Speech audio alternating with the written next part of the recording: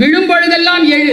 யாராவது வந்து எழுப்புவாங்கன்னு வெயிட் பண்ணாத. நாம் விழுந்துபட வேண்டும் என்று வேடிக்கை பார்க்கின்றவர்களுக்கு நாம் தருகின்ற பதிலடி அவர்களை கோபித்துக் கொள்வதோ பகைத்துக் கொள்வதல்ல, நாம் எழுந்து நின்று வெற்றி பெற்று காட்டுவதுதான் நாம் அவர்களுக்கு தருகின்ற பதிலடி. விழும் பொழுதெல்லாம் எழுந்து நில்லுங்க.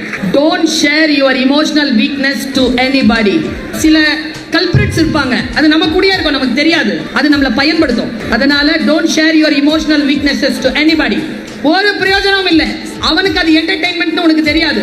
நான் இவ்வளோ பண்ணேன், நான் அவ்வளோ பண்ணேன்னு சொல்லிக்கிட்டே இருக்காதீங்க. இந்த கை கொடுக்கறது இந்த கைக்கு தெரியக்கூடாதுன்னு சும்மா சொல்லல. இன்னா செய்தாரை ஒருத்தல் அவர் நாண, அப்படின்னா என்ன அர்த்தம்? ஒருத்தங்க நமக்கு கெட்டது செஞ்சா அதுக்கு பதிலா நம்ம நல்லது செய்யணும் கிடையாது. நீ எப்படி அவங்க செஞ்ச தீமையை விட்டுட்டு அவங்களுக்கு நன்மையை செஞ்சியோ அந்த நன்மையையும் சேர்த்து விட்டுடு. சொல்லிக்கிட்டே தெரியாத. எது உங்களுடையது இல்லையோ அதை தொடாதீர்கள். இல்லை என்பதை அடுத்தவர்களிடத்தில் சொல்வதோ, இருக்கிறது என்று அடுத்தவர்களிடத்தில் சொல்லுவதோ யார் தவிர்த்துக் கொள்கிறார்களோ அவர்கள் லீடர்ஷிப் குவாலிட்டியுடன் வளர்கிறார்கள் என்று உளவியல் சொல்கிறது.